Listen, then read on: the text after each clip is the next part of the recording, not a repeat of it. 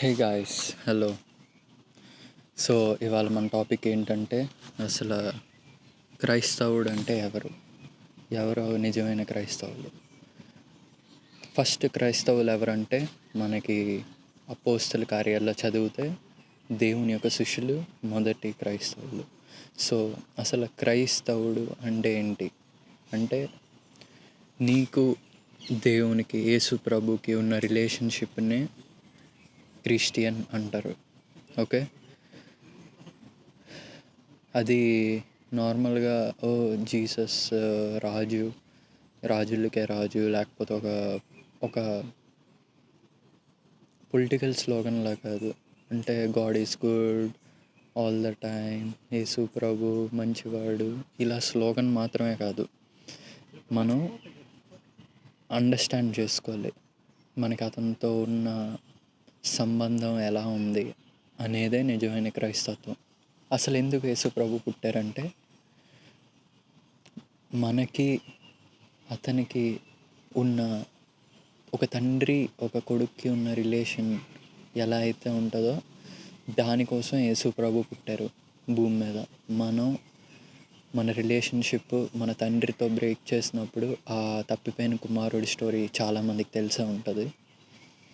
ఎలా అయితే ఆ తప్పిపోయిన కుమారుడు అతనికి ఉన్నవన్నీ తీసుకొని వెళ్ళిపోయి మొత్తం వేస్ట్ చేసి మళ్ళీ తండ్రి దగ్గరికి నేను చిన్న పని చేసుకోవడానికి వస్తాను అన్నప్పుడు, ఆ తండ్రి ఎలా అయితే అతన్ని ఆహ్వానించారో, ఒక విందు చేశారో, అలా యేసు ప్రభువుని అంగీకరించిన వాళ్ళందరికీ కూడా విందు అలానే దేవుని విందు జరగబోతుంది. ఎందుకంటే మనకు తెలిసిందేగా, అవ్వ దేవుణ్ణి నమ్మలేదు. ట్రస్ట్ చాలా ఇంపార్టెంట్ క్రిస్టియన్ లైఫ్కి. అవ్వ దేవుణ్ణి నమ్మలే. సో ఆదాము కూడా దేవుణ్ణి నమ్మకుండా, ఇద్దరు దేవుని మీద నమ్మకుండా ఒక దేవుడు చేసే సృష్టిని నమ్మి ఆ సృష్టిని తిని దేవునికి దూరం అయ్యారు. సో దేవుడు మంచివారు కనుక అతనికి మనకున్న రిలేషన్షిప్ బిల్డ్ చేయాలనుకుంటున్నారు. మనం ఒక డస్ట్ యూనివర్స్లో, ఇంత పెద్ద భూమి మీద మనం చిన్న నలక లాంటి వాళ్ళం, ఇంత పెద్ద యూనివర్స్లో చిన్న నలక లాంటి వారం. అలాంటిది దేవుడు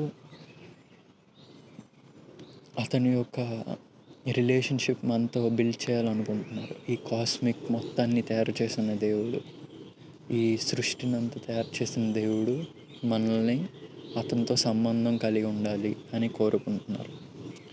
ఆ రిలేషన్ ఎలా ఉండాలి అంటే, ఆదాము అవ్వకి దేవుడికి ఉన్న సంబంధం, ఆ ఒక ఏదైనా తోటల పండు తినకముందు ఎలాంటి సంబంధం ఉందో, అలాగే యేసు ప్రభు వారు ద్వారా అటువంటి సంబంధం ఉండాలి అనేసే దేవుని యొక్క కుమారుణ్ణి పంపించారు. కుమారు రూపంలో వచ్చి అతను సిలువ త్యాగం, మనం చేసే తప్పుల కోసం అతను సిలువ త్యాగం పొంది మనం క్రైస్తవులు అని పిలువబడ్డాం. ఫస్ట్ యాంటియాక్లో పిలువబడ్డాం మనం క్రైస్తవులు అనేసి. అసలు ఎందుకు ఇదంతా జరిగింది? అసలు మెయిన్ కారణం ఏంటి? ఎందుకు దేవుడు రిలేషన్షిప్ బిల్డ్ చేయాలనుకుంటున్నారు? అసలు ఏమైంది? దేవునికి మనకి వచ్చిన తప్పు ఏంటి అంటే వైలెన్స్. నోవా కాలం అప్పుడు భయంకరమైన వైలెన్స్, అంటే చంపుకోవడం, ఇవన్నీ కూడా చాలా దారుణంగా అవడం వల్ల దేవుడు నోవా కాలంలో భూమి అంతటినీ కూడా వరదతో నింపేశారు. అన్నీ చచ్చిపోయాయి. నోవా ఫ్యామిలీ ఇంకా అమాయకమైన జీవులు తప్పించి, దేవుడు ఒక మగ జీవిని ఒక ఆడజీవిని షిప్లో ఎక్కించి వాటిని కాపాడారు మళ్ళీ భూమిని సృష్టించడానికి. సో ఇంకెప్పుడు నేను అలా చేయను అనేసి దేవుడు ప్రామిస్ చేశారు. చేసిన తర్వాత అయినా మనిషి మళ్ళీ అదే లైఫ్, అదే పాపం, వైలెన్స్ అన్నీ కూడా క్రియేట్ అయిపోయాయి. మళ్ళీ క్రియేట్ అయిన తర్వాత దేవుడు దీనికి ఒక పరిష్కారం చూపించాలి అనేసి దేవుడు అబ్రహాంని ఎంచుకొని అతనికి ఒక కవెనెంట్ ఇస్తారు. అబ్రహామిక్ కవెనెంట్ అంటారు. మనకి బైబిల్లో 4 కవెనెంట్స్ ఉంటాయి. Noah covenant with Noah, Abrahamic covenant, Mosaic covenant, David covenant and ultimate everlasting covenant in Jesus Christ. అదే ఎవర్ లాస్టింగ్ కవెనెంట్. మనిషి ఎడిక్షన్కి, ఏదో ఒక తాగుడికి, వాటికి పాపానికి బానిస అయిపోయాడు. ఈ పాపం నుంచి విడిపించాలి అంటే ఒకే ఒక మార్గం ఉంది. ఎవరు పాపం చేయలేని మనిషి, పాపం చేయలేనిది ఎవరు అంటే దేవుడు ఒకలే. అతనే శరీరధారుడిగా పుట్టి మనకున్న ఎడిక్షన్స్, గర్వం, అహంకారం, ఇవన్నీ కూడా డబ్బులంటే ఇష్టం అనేది డబ్బులు ఉండటం కాదు, అంటే డబ్బుల కోసమే చేయటం, నటించటం, ఇవన్నిటిని కూడా దేవుడు వీళ్ళకి ఒక మార్గం చూపించాలి, వీళ్ళకి సత్యం ఏంటో తెలియచేయాలి, వీళ్ళు జీవం ఎలా పొందాలో తెలియచేయాలి అనేసి దేవుడు భూమి మీదకి రావటం జరిగింది. క్రిస్టియన్ అంటే ఈ లోకాన్ని ఉండే వాటిని వెంబట పట్టం కాదు. ఒక క్రైస్తవుడు అంటే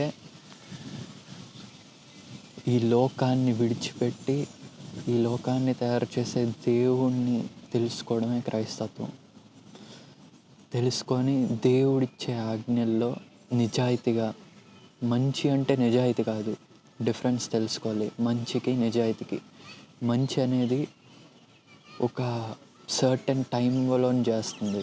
అంటే ఇప్పుడు నేను ఇది మంచి, ఇది ఓకే, ఫర్ ఎగ్జాంపుల్ నేను ఇప్పుడు ఈ చెట్టు తెంపడం మంచి అనుకోండి, పేపర్ తయారు చేయడం, కానీ లాంగ్ టర్మ్లో అది నిజంగా అది అవసరమా లేదా అని తెలియకుండా తెంపితే అది రాంగ్ అవుతుంది.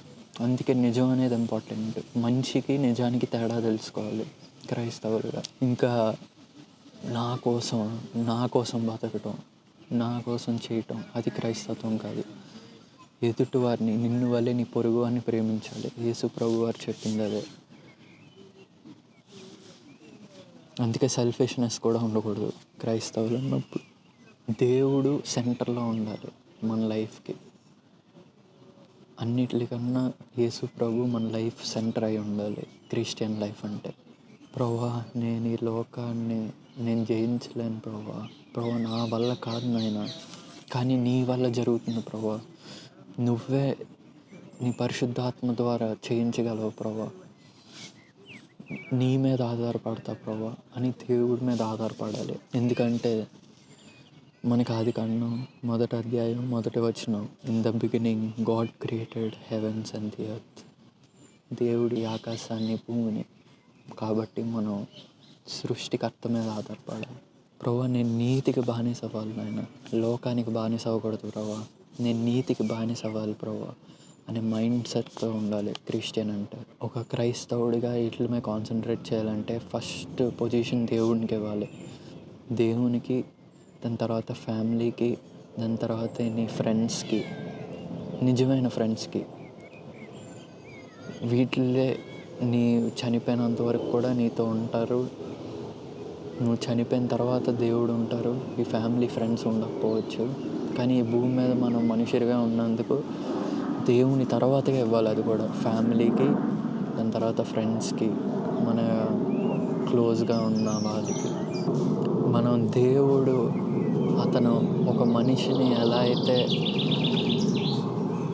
కేర్ చేస్తారు, ఇప్పుడు నా కోసం దేవుడికి కొన్ని ప్లాన్స్ ఉంటాయి, అలాగే ప్రతి మనిషికి కూడా దేవునికి కొన్ని ప్లాన్స్ ఉంటాయి. ఆ ప్లాన్స్ ఒక మనిషి పట్ల దేవుడు ఎలా చూపిస్తున్నారో మనం దాన్ని బట్టి మనం మన ఫ్యామిలీకి విలువ ఇవ్వాలి, మన ప్రతి మనిషికి కూడా విలువ ఇవ్వాలి. అది ఎలాంటి వాడైనా సరే ఆ మనిషిని గౌరవించాలి, తక్కువ చూపు చూడకూడదు, మనం తగ్గించుకొని ఉండాలి. గర్వం అనేది చాలా భయంకరమైన పాపం. అన్నిటికన్నా గర్వం అనేది చాలా భయంకరమైనది. ఎందుకంటే సాతాను పడిపోయింది గర్వం వల్లే. ఇప్పుడైతే చల్లగానైనా ఉండు, వెచ్చగానైనా ఉండు, నువ్వు వెచ్చగా ఉండకూడదు అని మనకి ప్రకటన గ్రంథంలో రాసింది కదా. దానికి అర్థం ఏంటంటే దేవుని స్థానం తీసుకోకూడదు. ఇటు నువ్వు చెడ్డగా బతికితే దేవుడు నీకు సువార్త పంపిస్తారు.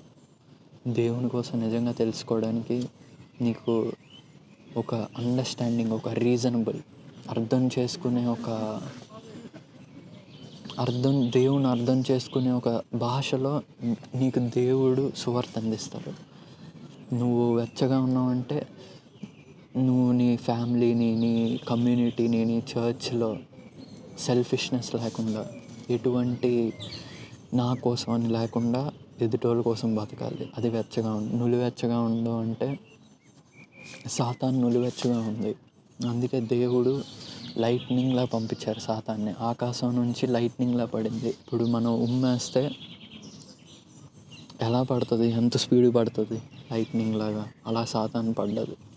సౌల్ని దేవుడు ఎందుకు రాజు కింద తీశారు? దావీదే ఇంకా ఎక్కువ తప్పులు చేశారు సౌల్ రాజు కన్నా. కానీ దేవుడు దావీదుని ఎందుకు క్షమించారంటే అతని తప్పుని తెలుసుకొని సరిదిద్దుకొని దేవుని స్థానం తీసుకోలే. ఒకే ఒక తప్పు మోపుచున్నానని చెప్పారు దావీదు మీద, ఇజ్రాయేల్ ప్రజల్ని లెక్కేయటం. దావీదు చేసిన అంటే దేవుని పొజిషన్ తీసుకున్నాడు. కానీ అప్పుడు కూడా దేవుణ్ణి క్షమాపణ అడిగి బతిమలాడి మారు మనసు పొందాడు. మోషే కూడా కానాన్ దేశానికి చేరకపోవడానికి కారణం దేవుని స్థానం తీసుకోవడమే. ఒక రాయిని కొడితే కానాన్ దేశం చేరలేదా అంటే కాదు. దేవుడు అక్కడ వెళ్ళి మాట్లాడమంటే దేవుని స్థానాన్ని తీసుకొని నేను చేస్తాను అనే సొంత భావంతో, నేను దేవుడు చెప్పింది కాకుండా సొంతగా ఎప్పుడైతే వెళ్ళి ఆ రాయిని కొడతారో మోషే కూడా కానాన్ చేరలేదు. అందుకే నులివెచ్చగా ఉండకూడదు క్రైస్తవుడు అంటే.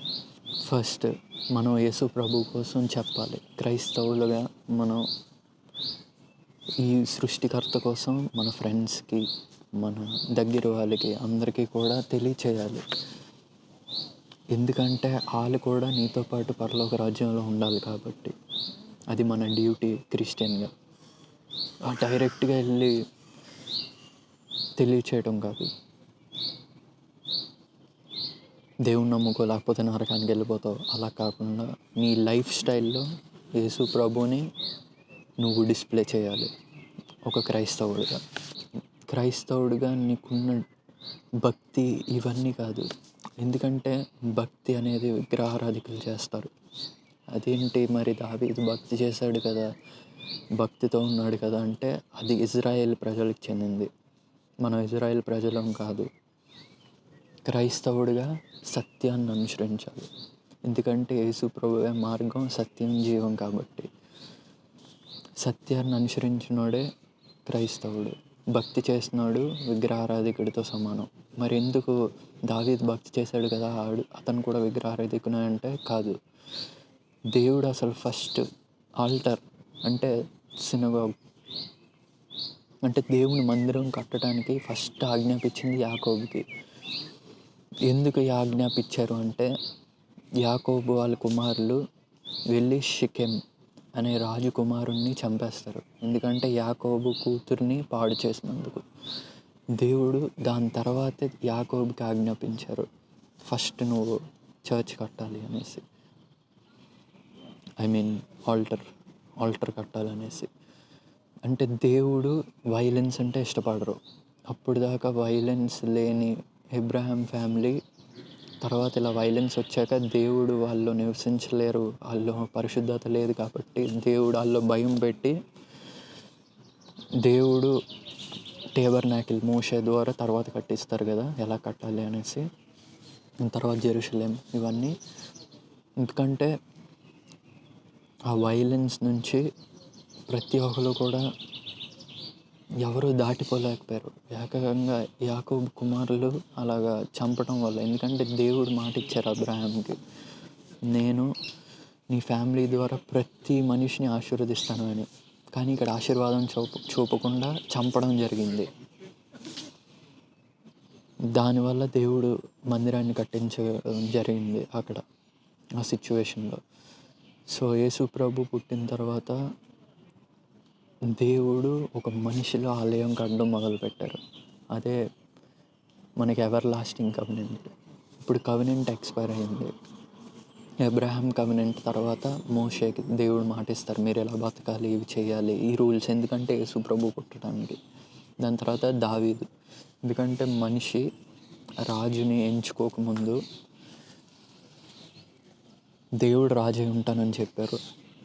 కానీ మనిషి ఇజ్రాయేల్ ప్రజలు మాకు రాజు కావాలి అన్నప్పుడు దేవుడు వారి కింద అన్నీ ఉంటాయని కొన్ని మాటలు జరిగిన తర్వాత నేను ఓవర్ వ్యూ ఇస్తున్నా, తర్వాత డీటెయిల్స్లోకి వెళ్దాం ఫ్యూచర్లో. సో అలా జరిగిన తర్వాత దేవుడు దావీదుకి మాట ఇస్తారు. మనం చూసినట్టయితే యేసు ప్రభు దావీదు వంశం ద్వారా పుడతారు మెస్సయ్య అనేసి. అయితే ఇప్పుడు మెస్సయ్య అనేది ప్రతి ఒక్క యేసు ప్రభు అంటే ఎవరు చెడ్డగా మాట్లాడరు. ఇప్పుడు హిందువులు చూడండి, యేసు ప్రభు కోసం మంచిగానే చెప్తారు. ఇప్పుడు మన బైబిల్లో మంచిగా యేసు ప్రభు కోసం నిజంగా ఉంటుంది. ఇప్పుడు ముస్లిమ్స్ కూడా యేసు ప్రభు మెస్సయ్య అని నమ్ముతారు. కానీ ప్రతి ఒక్కరి దృష్టిలో యేసు ప్రభు మంచోడే. ఇజ్రాయెల్ దృష్టి, ప్రజల్లో అందరి దృష్టిలో యేసు ప్రభు అన్న అతను మంచి అతనే. కానీ నిజంగా అసలు యేసు ప్రభు దేనికోసం వచ్చారు? అసలు మెస్సయ్య అంటే ఏంటి? ప్రతి మనిషి కూడా పాపం నుంచి విముక్తి పొందించడానికే యేసు ప్రభు వచ్చారు. మనకి మత్తయి సువార్త 18వ అధ్యాయంలో చూసినట్టయితే మనకున్నవన్నీ అమ్ముకొని యేసు ప్రభుని వెంబడించమన్నారు. అంటే ఏంటి? అంటే మనల్ని మనం డినై చేసుకోవాలి. మన సిలువ అంటే మనల్ని మనం తృణీకరించుకొని అతని సిలువను మోసుకొని మనం నడవాలి. ఇది జస్ట్ మాట కాదు, ఇది నీ క్రిస్టియన్ లైఫ్గా నువ్వు జీవించాలి. ఇది యేసు ప్రభువే మనకి ఈ ఆజ్ఞలన్నీ ఇచ్చినవి. దేవుడు మనకి డిక్టేట్ చేస్తారు టర్మ్స్ అనేవి. ఎందుకంటే అతను మనల్ని పాపం నుంచి కొన్నారు కాబట్టి, పాపం నుంచి విముక్తి చెందించారు కాబట్టి అతను ఏం చెప్తే అది మనం చేయాలి. ఎందుకంటే అతని భూమిని ఆకాశాన్ని సృష్టించిన దేవుడు. సో మనం దేవుని నమ్మిన తర్వాత అంతా సరైపోతుందా అంటే కాదు. దేవుని నమ్మాక కూడా మనకి సమస్యలు వస్తాయి. అయినా సరే మనం దేవుని మీద ఆధారపడాలి. దేవుని చెప్పే ఆజ్ఞల్ని అనుసరించాలి. అదే నిజమైన క్రైస్తత్వం అంటే. అయితే యేసు ప్రభు రాకడ దగ్గరలో ఉన్నది. సో కానీ యేసు ప్రభు రాకముందు అంత్యక్రీస్తు ఎలా ఉంటాడంటే, ఒక బ్రీఫ్ ఓవర్వ్యూ ఇస్తా. ఫేక్ పీస్ అంటే అబద్ధమైన ప్రశాంతతను తీసుకొస్తాడు. అంటే జెరూసలేం కట్టించి, ఎస్పెషలీ నేను అనుకుంటుంది ఏంటంటే ఒక ల్యాండ్ ఓనర్, ఒక రియల్ ఎస్టేట్ ఓనర్ అయి ఉండొచ్చు యాంటీ క్రిస్ట్. ఎందుకంటే ఈ భూమి మీద జెరూసలేంలో ఫైటింగ్ ఆడుకునేది ఒక టెంపుల్ మౌంట్ కోసం, ఈ భూమి మీద వాటి కోసం పోరాడుకుంటున్నారు. కాబట్టి అక్కడ శాంతి తీసుకురావటానికి తీసుకొచ్చేవాడిగా పుట్టచ్చు యాంటీ క్రైస్ట్. అంటే అది ఫేక్ శాంతి. మనం అర్థం చేసుకోవాలి అంటే మనం బైబిల్ చదవాలి. ఎందుకు దేవుని శిష్యులు యేసు ప్రభువుని వెంబడించారు? అతను చనిపోయిన తర్వాత అందరూ కూడా వాళ్ళ పనులు వాళ్ళు చేసుకోవడానికి వెళ్ళిపోయారు. కానీ యేసు ప్రభు తిరిగి లేచిన తర్వాత వాళ్ళ లైఫ్ని కూడా త్యాగం చేయడానికి చాలామందిని క్రైస్తవుల్ని ఫస్ట్ 4 centuries, ఫస్ట్ 400 years ఇష్టం వచ్చినట్టు చంపారు. అయినా సరే వాళ్ళకు విశ్వాసాన్ని పోగొట్టుకోలేదు. ఎందుకంటే అతను నిజంగా తిరిగి లేవటం చూశారు కాబట్టి. ప్రతి ఒక్కరికి ఇష్టం. రోమన్ క్యాథలిక్స్లో నమ్ముతారు, ఈస్టర్న్ ఆర్థడాక్సీ, ముస్లిమ్స్, ఆరియన్స్ అందరూ కూడా నమ్మేవారు యేసు ప్రభువుని. కానీ అసలు నిజమైన యేసు ప్రభు ఎవరు, ఎందుకు వచ్చారు అనే మెయిన్ కాన్సెప్ట్ తెలుసుకోవాలి. ఈ లోకం పాపాల నుంచి మనల్ని విడిపించడానికి యేసు ప్రభు వచ్చారు. సగం తెలుసుకోవడం యేసు ప్రభుని, సగం వెంబడించడం. ఇప్పుడు ముస్లిమ్స్ లాగా మెస్సయ్య అంటారు, ప్రవక్త అంటారు, కానీ అతను చనిపోలేదు, సిలువ త్యాగం చేయలేదు. సాతాను చూసారా ఎలా సృష్టించిందో? అన్నీ మంచిగా చెప్పింది యేసు ప్రభు కోసం, కానీ అతను సిలువ మీద త్యాగం పొందలేదు అని వాళ్ళ ఖురాన్లో ఉంటుంది, ముస్లిమ్స్ ఒక సోర్సెస్లో. ఎందుకు?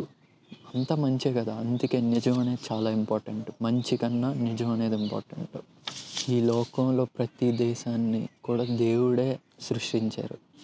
దేవుడే భాషల్ని విడగొట్టి దేవుడే సృష్టించారు. ఇప్పుడు నేను తెలుగు, మా మమ్మీ వాళ్ళు తెలుగు, మా డాడీ వాళ్ళు తెలుగు, నేను తెలుగు ఫ్యామిలీలో ఉన్నాను. ఇప్పుడు ఫ్రాన్స్లో ఉన్నా ప్రజెంట్. కానీ నా ఎథ్నిసిటీ వచ్చినప్పటికీ తెలుగే. నేను ఇజ్రాయెల్ ప్రజలతో ఉంటానంటే కాదు. కానీ దేవుడు నా కోసం ఒక స్థానం ఉంది అని యేసు ప్రభు వారు చెప్పారు. దాని మీద నేను విశ్వాసంతో బతుకుతున్నాను. అయితే దేవుని యొక్క సువార్త కొన్ని కేటగిరీస్లో సువార్త చేయడం జరుగుతుంది. ఇప్పుడు ఫర్ ఎగ్జాంపుల్, మనం నార్మల్గా ఇండియాలో సువార్త చేయాలి అనుకున్నాం అంటే సింపుల్. యేసు ప్రభు ఒక శిలువ త్యాగం కోసం మాట్లాడి, అతను మనుషులు ఎందుకు పాపం కోసం చనిపోయారో మాట్లాడి అలా సువార్త చేస్తాం. మనం ఇప్పుడు ఎప్పటి నుంచో ఫాలో అవుతున్న యూదుల స్క్రిప్చర్ని, అంటే సమరయులు వీళ్ళు ఉన్నారు కదా, వాళ్ళకి హిస్టారికల్గా మనం ఎక్స్ప్లెయిన్ చేయాలి ఎందుకు యేసు ప్రభు అలా పుట్టారు అనేసి.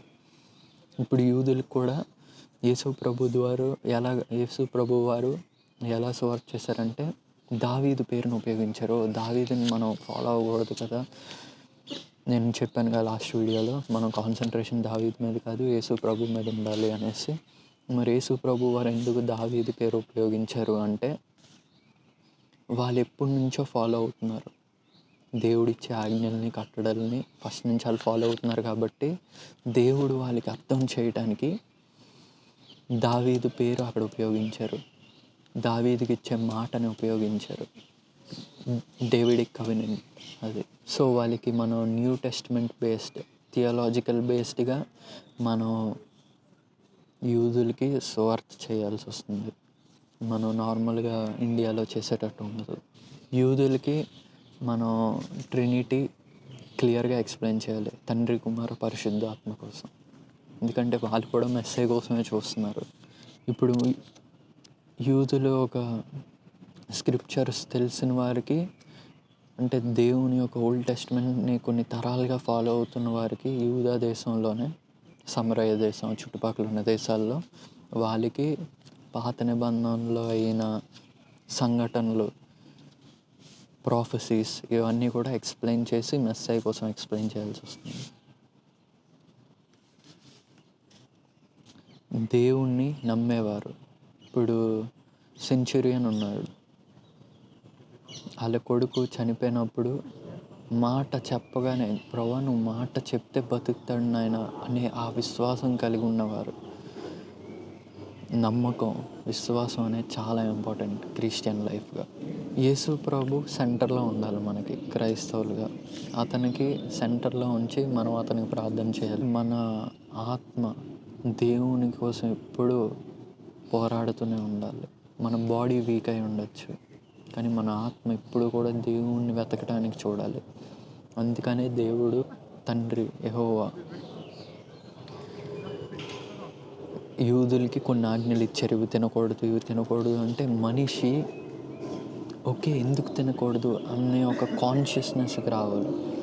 ఓకే దేవుడు ఎందుకు తినద్దు అన్నారు, దేవుణ్ణి జ్ఞాపకం చేసుకోవడం కోసం దేవుడు కొన్ని రిస్ట్రిక్షన్స్ పెట్టారు. క్రిస్టియన్స్కి అలాంటి రిస్ట్రిక్షన్స్ ఉండవు. ప్రపంచంలో ఎక్కడికైనా వెళ్ళచ్చు, ఎక్కడైనా బతకచ్చు, ఏమైనా తినచ్చు, దేవునికి ప్రార్థన చేసుకొని దేవుని నామాన్ని తినాలి. అందుకే క్రిస్టియన్స్. యూదులకి అలా పాసిబుల్ ఉండదు. సో మనం క్రిస్టియన్స్గా ఇజ్రాయెల్ దేశానికి దేశంగా సపోర్ట్ చేయాలి. వాళ్ళు యేసు ప్రభువుని నమ్మనందుకు కాదు, ఒక దేశంగా వాళ్ళని సపోర్ట్ చేయాలి. ఇప్పుడు యూకే పరిస్థితి ఉంది, వాళ్ళు ఇజ్రాయెల్ దేశాన్ని విడగొట్టారు. ఈరోజు యూకే పరిస్థితి చూస్తే వాళ్ళ దేశం ముక్కలైపోయింది. ఎందుకంటే ఇల్లీగల్ ఇమిగ్రెంట్స్ కొట్టుకోవడం, కిడ్నాప్స్ ఇవన్నీ జరుగుతున్నాయి. ఎందుకంటే వాళ్ళు దేవుని ప్రజలు ఒక దేశాన్ని, దేవుని ఇచ్చే దేశాన్ని వాళ్ళు వేరు చేయడం వల్ల వాళ్ళ దేశం కూడా ఆటోమేటిక్గా ఈరోజు మనం చూసినట్టయితే చాలా ప్రాబ్లమ్స్ ఫేస్ చేస్తున్నాయి. రిలీజియన్ వైస్గా, దొంగతనాల వైస్గా, క్రైమ్ రేట్స్, వైలెన్స్ అన్నిటి ప్రకారంగా అందరూ కూడా షెమ్, హెమ్, జాఫెత్ నుంచి వచ్చిన వారే. కాకపోతే ఫ్యూచర్లో హమ్మురాబీ కోడ్ కోసం చెప్పానుగా, అలాగా విగ్రహారాధన చేసి మళ్ళీ వైలెన్స్లోకి పడిపోయారు. అందుకే యేసు ప్రభు ఎలా అయినా సరే వీళ్ళకి ఒక మార్గం చూపించాలి అనేసి అతను మార్గంగా వచ్చారు మనకి. యేసు ప్రభు వారి ఒక సిలువ త్యాగం, కీర్తనలు 22, కీర్తనలు 2,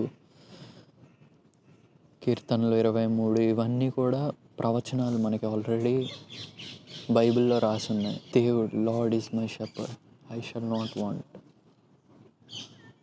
wow, such wonderful verse. So దేవుడు మన కాపరి, మనకేవి కొదువై ఉండదు. మనం ఎక్కువ ప్రార్థన మీద డిపెండ్ అయి ఉండాలి క్రైస్తవుడిగా. ప్రార్థన అంటే చాలా ఇంపార్టెన్స్ ఇవ్వాలి. మనం హీబ్రూ పత్రికల్ని అర్థం చేసుకోవాలి. హీబ్రూ రాసిన పత్రిక కాదు, అంటే ఓల్డ్ టెస్టిమెంట్, పాత నిబంధన అసలు దేని వైపు చూపిస్తుంది అని తెలుసుకోవాలి. కొత్త నిబంధన చదవాలి క్రైస్తవుడిగా. మనం ఒక దేవుని సువార్థికులుగా మనం నిలబడాలి. దేవుని యొక్క సువార్త ఎటువంటి సిచ్యువేషన్ అయినా, ఎలాంటి వారికైనా ప్రకటించేవారిగా ఉండాలి మనం.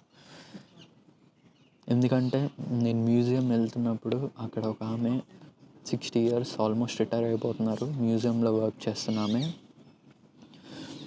నేను అక్కడ వీడియో తీస్తూ మాట్లాడుతున్నప్పుడు ఆమె నన్ను ఆపి, నువ్వు యేసు ప్రభు కోసం మాట్లాడుతున్నట్టున్నావు, అసలు యేసు ప్రభు లేరు అనేసి అన్నారు.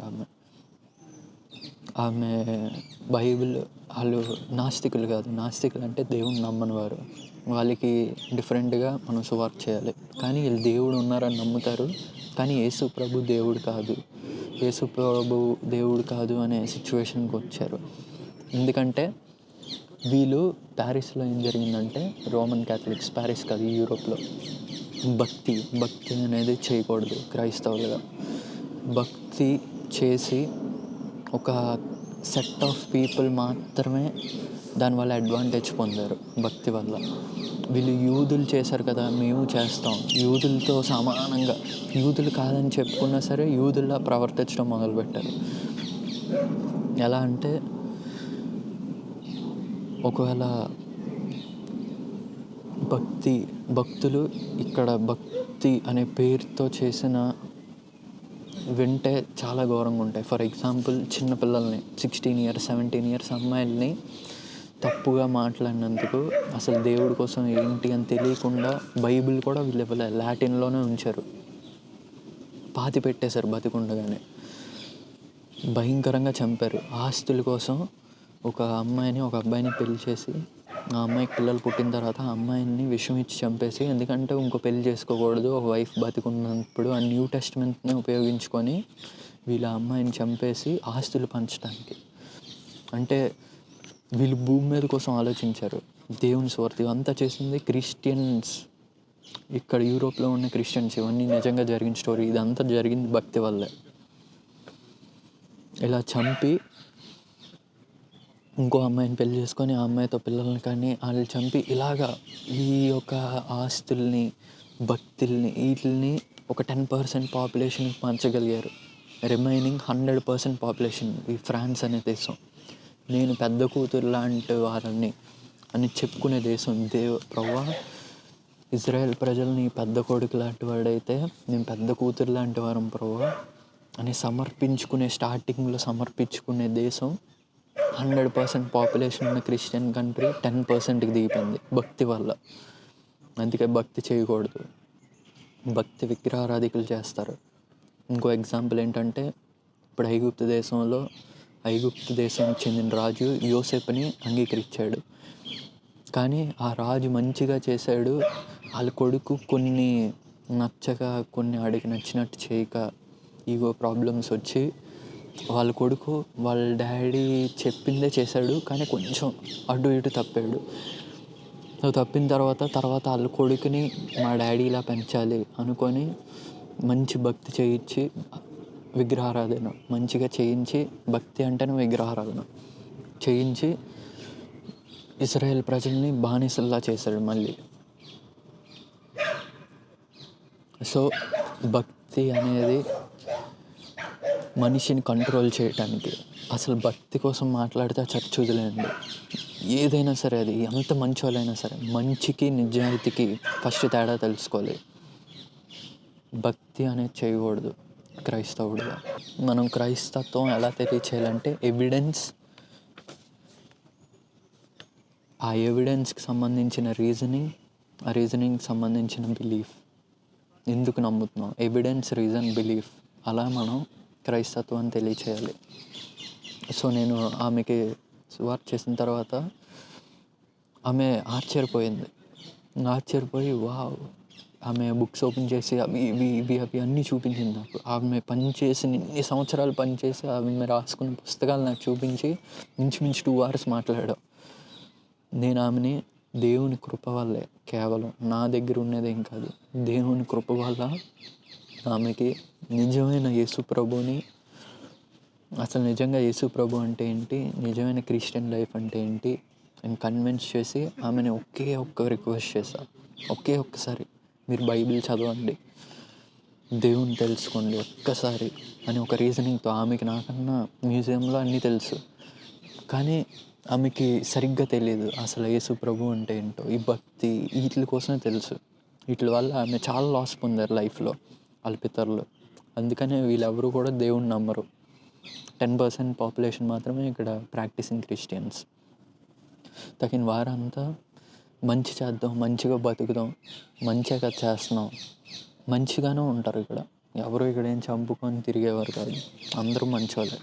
కానీ మంచినిచ్చే దేవుడు నిజాయితీని తెలుసుకున్నప్పుడు మంచి అనేది ఇక్కడ వరకే, ఇంతవరకే చూస్తుంది. నిజాయితీ అనేది తరతరాల వరకు కూడా వెళ్తుంది, ఆ ఒక ఆశీర్వాదం. అయితే మనం అందరికీ కూడా గౌరవం ఇవ్వాలా అంటే గౌరవం కాదు, మనం ప్రతి ఒక్కరిని ప్రేమించాలి. గౌరవం అనేది నిజాయితీకి మాత్రమే మనం గౌరవం ఇస్తాం. ఎక్కడైతే ఎవిడెన్స్ ఉందో, ఎక్కడైతే ఒక రీజన్ చేయడానికి, స్కాలర్స్ కాదు. ఇప్పుడు ఎవరికైనా డబ్బులు ఇస్తే వాడు కూడా ఇష్టం వచ్చినట్టు మాట్లాడతాడు. వాడికి ఏమైనా డబ్బులు వస్తున్నాయంటే ఇష్టం వచ్చినట్టు మాట్లాడుతున్నాడు. కానీ కాదు, ఎవిడెన్స్, దానికి తగ్గట్టు ఎందుకు ఆ ఎవిడెన్స్ని నమ్మాలి, రీజనింగ్, దాన్ని బట్టి నమ్మాలి. యేసు ప్రభు యూదులకి అటువంటిగానే సువార్త చేశారు. అందుకే దావీదు పేరు ఉపయోగించడం జరిగింది యూదుల దగ్గర.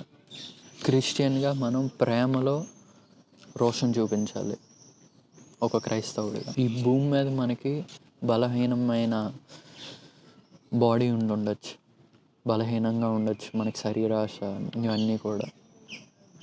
నేను దేవుడితో మాట్లాడే ఎక్స్పీరియన్స్ నాకు ఉంది. దేవుడు నాతో మాట్లాడారు, నీకేం కావాలి అనేసి. యెహోవా చాలా గొప్ప దేవుడు. సో దేవుడు పాలిటిక్స్ మరి ఎలా అంటే, యేసు ప్రభు ఎప్పుడు కూడా పాలిటిక్స్ కోసం మాట్లాడలే. ఓన్లీ బాప్తిజం ఇచ్చే యోహాన్ వారు మాత్రమే రోమన్ ఒక సైనికులతో, మీ యొక్క యావరేజ్గా చెప్తున్నా, మీరు మీకున్న బలాన్ని అబ్యూస్ చేయకండి, అంటే పాడు చేయకండి, వేస్ట్గా ఉపయోగించకండి అని బాప్తిజం ఇచ్చే యోహాన్ వారు చెప్తారు. ఎందుకంటే మన కొర్నేలి చూసినప్పుడు కూడా అతను కూడా రోమన్ సైనికుడే, అన్య జనాంగమే, రోమన్ సైనికుడే. కానీ అతన్ని నీ సైన్యాన్ని వదిలేసే, సైన్యం కాదు, పొలిటికల్గా ఉండద్దు అని ఎక్కడా కూడా చెప్పలేదు. అతను సైనికుడుగానే ఉన్నాడు, కానీ యేసు ప్రభువుని వారిని నమ్మారు. క్రిస్టియన్ కింద మారాడు కొర్నేలి. క్రిస్టియన్గా మనకి సివిల్ డ్యూటీ కూడా ఉంటుంది. అంటే ప్రతిదాన్ని చూసుకోవడం, మెయింటైన్ చేయటం, అన్నీ కూడా ఈ లోకంలో కూడా అన్నీ కొన్ని బాధ్యతలు క్రిస్టియన్గా ఉంటాయి మనకి. యూదులు కట్టిందే ఫస్ట్ క్రిస్టియన్ చర్చ్. ఇది సొంతగా క్రియేట్ చేసుకున్నారు అన్ని జనాంగం, ఇది ఎవాల్వ్ అయింది అనుకోవడానికి కూడా లేదు. ఫస్ట్ చర్చ్ కట్టింది యూదులే. క్రిస్టియన్స్, ఫస్ట్ క్రిస్టియన్ కూడా యూదుడే. బైబిల్ని ఉపయోగించుకొని యూదుల్ని చాలా బాధ పెట్టారు రోమన్ క్యాథలిక్స్. ఈస్టర్న్ ఆర్థడాక్సీ విగ్రహారాధన చేస్తున్నారు. వీళ్ళు ఎందుకు మరియమ్మని పూజిస్తారంటే, నేను జస్ట్ ఓవర్వ్యూ చెప్తున్నా. వీళ్ళు అన్య జనాంగం కదా ఒకప్పుడు. సో వీళ్ళకి అమ్మ అంటే చాలా ఇష్టం అన్నమాట. మమ్మీ, ఆడపిల్ల, ప్రెగ్నెన్సీ, వీటికి ఎక్కువ విలువ ఇచ్చేవారు. సో మేరీ అనే ఒక డేటీని తీసుకొచ్చి వీళ్ళు కన్విన్స్ చేయడానికి మరియమ్మను ఉపయోగించుకొని, మనం గౌరవం ఇస్తాం మరియమ్మకి, కానీ ఎక్కువ గౌరవం ఇవ్వడం కూడా పాపమే అని బైబిల్లో రాసింది మనకి. మనిషికి ఎక్కువ గౌరవం ఇచ్చినా సరే అది పాపంతో సమానం, దేవుని ఆజ్ఞకి ఆపోజిట్కి వెళ్ళినట్టే. సో వీళ్ళు ఇలా క్రియేట్ చేసుకొని మరియం పేరు వాడుకొని ఆ ఆడపిల్లని వాడుకొని వీళ్ళు భక్తి చేశారు. ఆ భక్తి ఈరోజు ఇలా అందరినీ కూడా వేస్ట్ చేసింది. యాకోబుకి దేవునికి ఉన్న ఎక్స్పీరియన్స్ యాకోబుని ఫిజికల్గా, స్పిరిచువల్గా కూడా మార్చింది. యాకోబు అయితే ఆయన ఏసావుకి అతను చేసే తప్పు వల్ల అతను కట్టడం జరిగింది అమౌంట్. కానీ మనం యేసు ప్రభు చేసిన వారికి భూమి మీద ఎవ్వరు కూడా కట్టలేరు. ఎందుకంటే అతను దేవుడు మన కోసం చేశారు. మనం దేవుని కోసం ఏం చేయగలం? కేవలం అతన్ని నమ్మి అతని మీద ట్రస్ట్ అనేది చాలా ఇంపార్టెంట్ క్రిస్టియన్ లైఫ్గా. ట్రస్ట్, అతన్ని నమ్మకంతో, విశ్వాసంతో, ప్రేమ కలిగి ఒకరితో ఒకరు కలిగి జీవించడం క్రైస్తత్వం. మనం కూడా యాకోబులాగే దేవుని యొక్క కృపకి పాత్రలు. యాకోబు ఎంత వరస్ట్గా జీవించి మోసం చేసి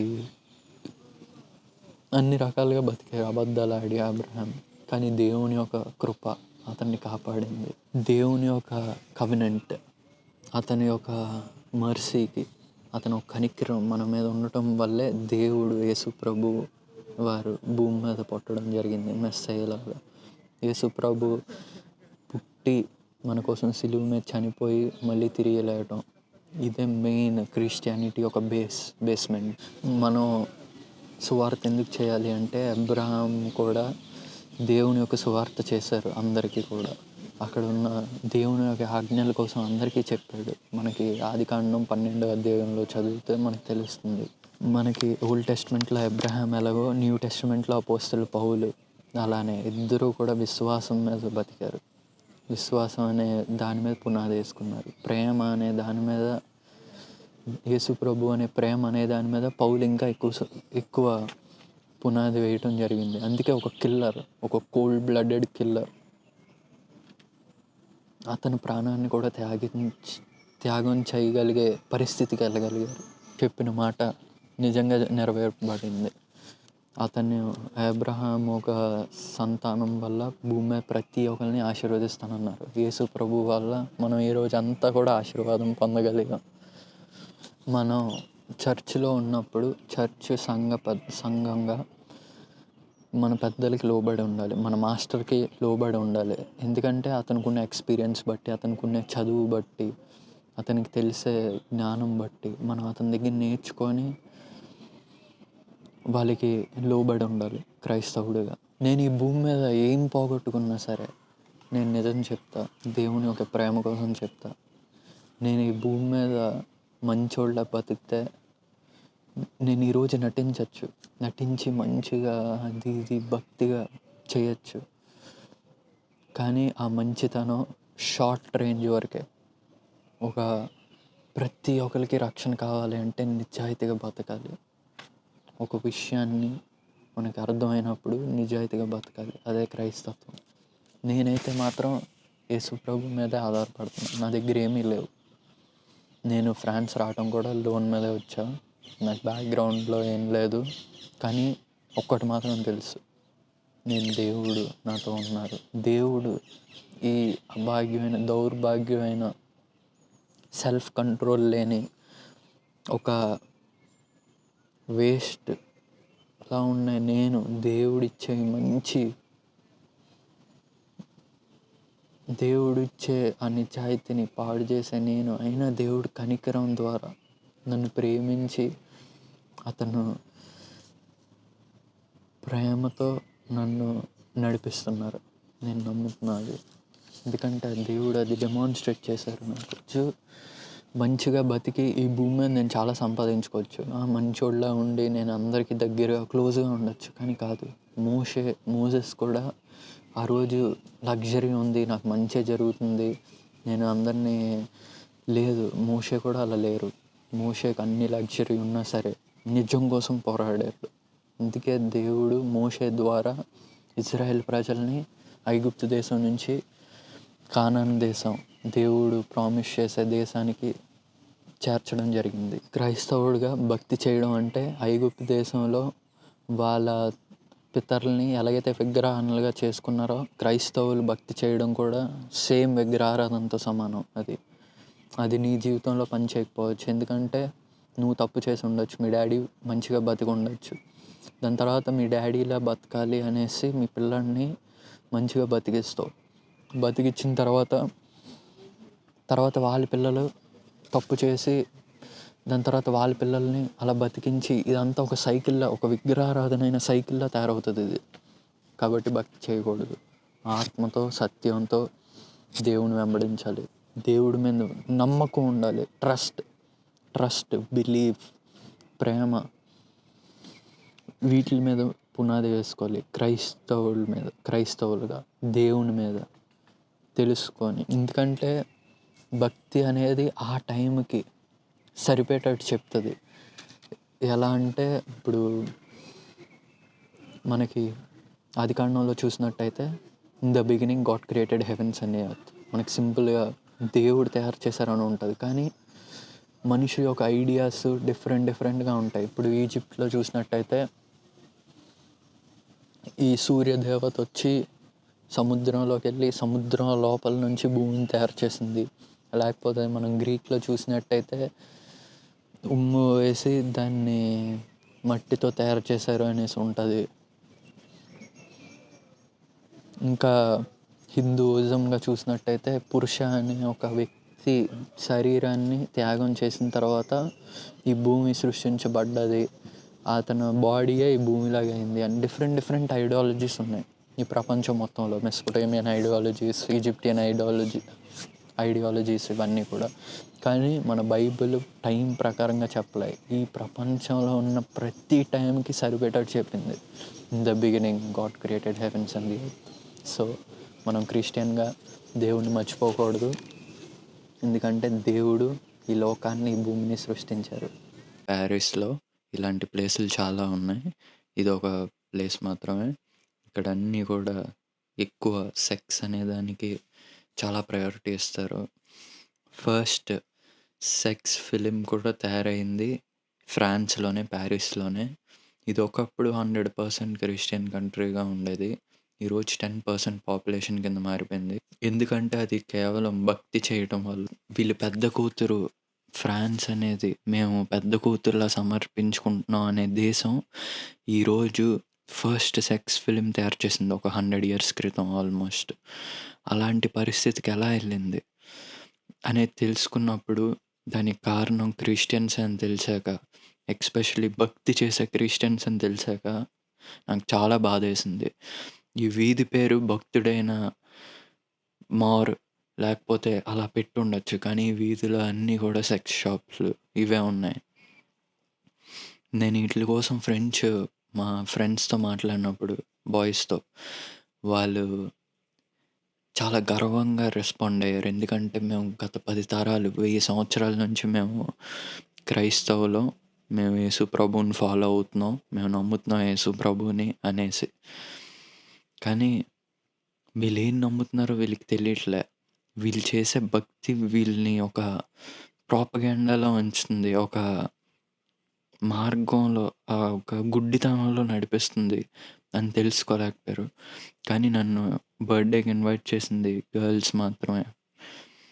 వాళ్ళు నేను చెప్పింది విన్నారు. అసలు యేసు ప్రభు అంటే ఏంటి, యేసు ప్రభుని ఎలా ఫాలో అవ్వాలి, ఒక క్రిస్టియన్ లైఫ్ని ఎలాగా లీడ్ చేయాలి, దానివల్ల వచ్చే అడ్వాంటేజెస్ ఏంటి, ఇవన్నీ కూడా. ఇంకో కంట్రీ ఎప్పుడు కూడా ఇలా అవ్వకూడదు. ఇలా భక్తి చేసే క్రైస్తవులు ఉండకూడదు. దేవుడికి కావాల్సింది శిష్యులు, దేవుని శిష్యులు కావాలి దేవుడికి భక్తి చేసే మనుషులు కాదు. విగ్రహారాధికులు చేస్తారు భక్తి. మనం దేవుని శిష్యులుగా బతకాలి క్రైస్తవుడుగా.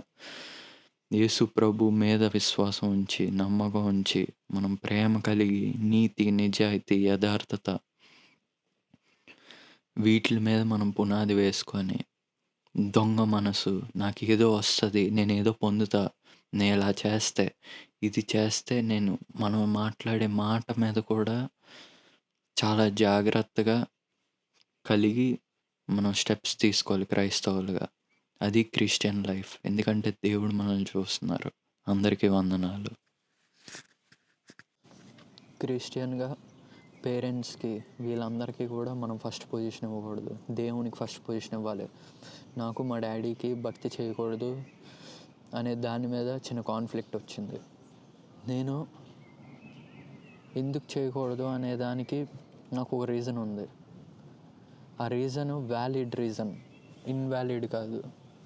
సో నేను భక్తి చేస్తే ఏం జరుగుతుంది, ఈ ఒక దేశంలో ఏం జరిగింది అనేది నాకు తెలుసు కాబట్టి నేను చేయకూడదు అన్నా. కానీ మా డాడీకి తెలియదు కాబట్టి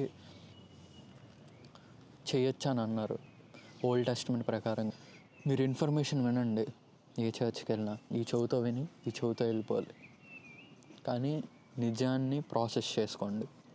ఇప్పుడు ఎలా అంటే రేడియో సిగ్నల్స్ వస్తున్నప్పుడు రేడియోని మనం సెట్ చేస్తాం, ట్యూనింగ్ చేసినప్పుడు ఆ నాయిస్ అనేది కట్ అయినప్పుడు మనం మంచిగా ఉంచుతాం. ఆ నాయిస్ని కట్ చేసుకొని ఆ క్లారిటీని మనం ఫిలప్ చేసుకోవాలి క్రైస్తవుడిగా.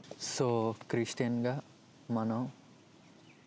నేను చెప్పాలనుకునేది ఏంటంటే క్రిస్టియన్గా మనం యేసు ప్రభు మీద ఆధారపడి ఆయన మీద విశ్వాసం ఉంచి మనుషులందరితో ప్రేమ కలిగి దేవుని మీద అగ్రిమెంట్, దేవునికి నీకు ఉన్న సంబంధం కలిగే అగ్రిమెంట్ యాక్సెప్ట్ చేసిన వాళ్ళతో నువ్వు పార్ట్నర్షిప్ అయి ఉండి ప్రతి ఒక్కరిని ప్రేమించాలి.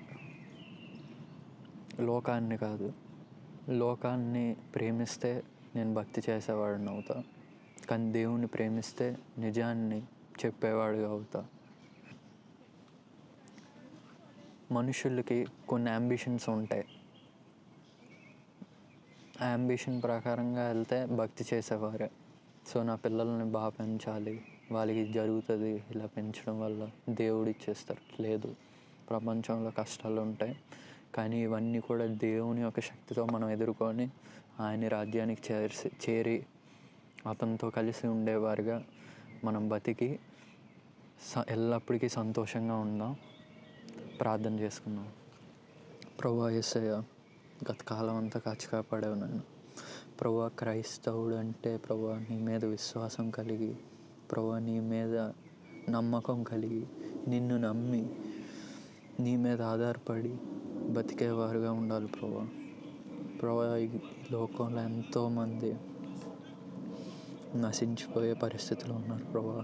నేను కూడా అందులో ఒకడినైనా నన్ను నువ్వు రక్షించావు ప్రభువా. ప్రభువా నా ద్వారా ఇంకొక ఆత్మనైనా రక్షించేవాడిగా కృప చూపించండి ప్రభువా. మీరు మాకు తోడుగా ఉండండి, మీరే బలపరచండి. మీ ఆత్మీయ బలాన్ని ఇచ్చి, ఆత్మీయ జ్ఞానాన్ని ఇచ్చి, మీలా ప్రేమించే మనసు ఇచ్చి నాకు మీరు తోడుగా నీడగా ఉండి నడిపించమని నిజమైన దేవుడు, శక్తివంతుడు, బలవంతుడు, జ్ఞానవంతుడు రుజువు చేస్తూ ఈ చిన్న ప్రార్థన పాదాలు చేర్చుకోమని నజరేతైన యేసుక్రీస్తు నామములో అడుగుచున్నాను ప్రియ పరలోకపు తండ్రి, ఆమేన్. అండ్ వన్ మోర్ థింగ్ ఏంటంటే, ఒకవేళ నేను దేనికైనా సరే ఓపెన్గా నేను మీరు చెప్పింది ఆలకిస్తా. నేను ఎక్కడైనా తప్పు చెప్పుంటే, ఒకవేళ నాకు రీజనబుల్గా మీకు అనిపించకపోయి ఉంటే నాకు మీరు కింద కమెంట్ చేయండి.